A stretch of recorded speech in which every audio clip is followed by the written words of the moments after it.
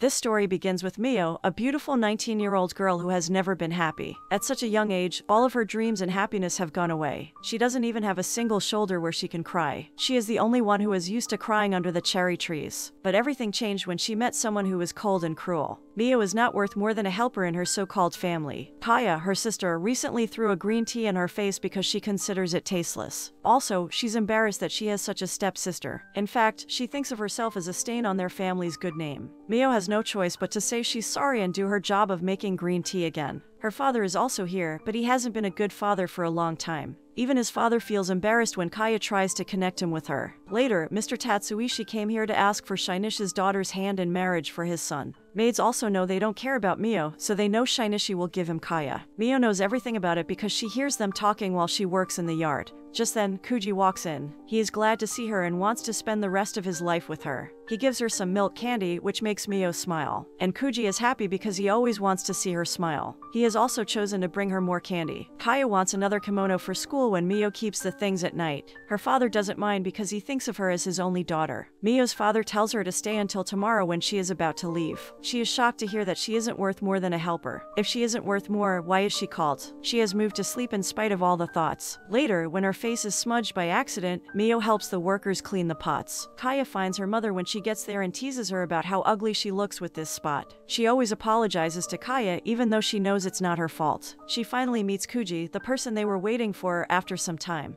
He gives her sweets and looks sad when he sees Mio. He goes inside without saying anything else, and a few minutes later, she is called. Mio doesn't think anything good will happen because she has never heard anything good. So, how can she think that they will bring her good news? She knows that no matter what happens, her father will never let her date Kuji. So, she is ready for bad news, which will tell her what her future holds. When Kaya gets inside, she sits down with Kuji, and her father tells them that they are going to get married. This doesn't surprise Mio because she never thought anything like this would happen. But she is in for another shock when her father tells everyone that she will marry Kyoka, and he will ask her to leave his house in the morning because they can no longer handle her. Even her sister teases her, and she wants to see how long Mio can stand this guy. Mio's heart is breaking, but she doesn't have the courage to say how she feels. Also, she is trying to get her to give up all hope and accept her grief. Her father told her not to make him look bad by going to see Kyuto's family. Only she accepts their reasons and moves on. Kuji blames himself for her illness and looks pitiful when he looks at her. She has taken a break from this amazing view to catch her breath. They are making plans for Kaya and Kuji to get married after she goes. Later, Kuji looks at Mio in the rain, who also looks like she belongs there. Kuji wants to marry her, but his father calls her and asks him to marry Kaya instead. He hits his hand on the table in anger because he doesn't care about Kaya, but his father argues with him to change his mind. His father shows him another way he can save Mio by getting married to Kaya. If he marries her, then Mio and Kyoka are already set to be married. When he heard this, he had no choice but to agree. She is sad as she sits with the cherry flower tree because they are going to be apart.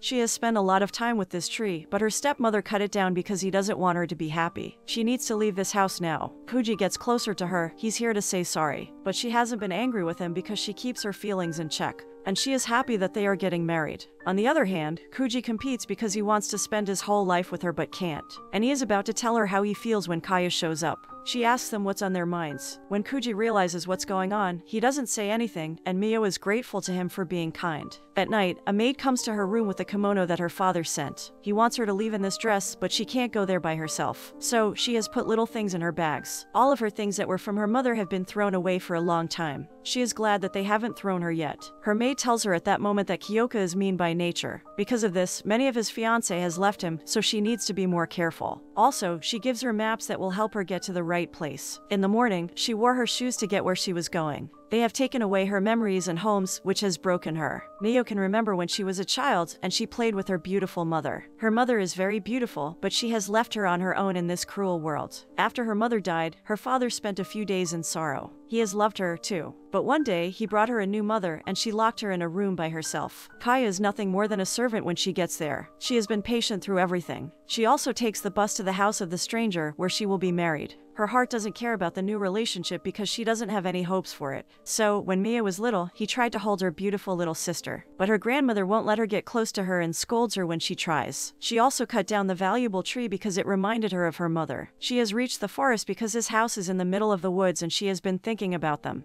When I got to the house, Yuri, the maid, opened the door when she rang the bell. Yuri is an older woman who makes her feel welcome when she says her name. She is also waiting for her and knows a lot about her already. Mio also greets her and leads her to the room where Kayaka is learning. He doesn't bother to look at her when she gets to his room. Mio bows to him while he keeps writing on the paper. Kyoka is wondering how long she will stay in this pose, and she is still in it. When she hears this, she sits up straight and looks at him. He is as beautiful as God. She was taken in by his beauty for a moment.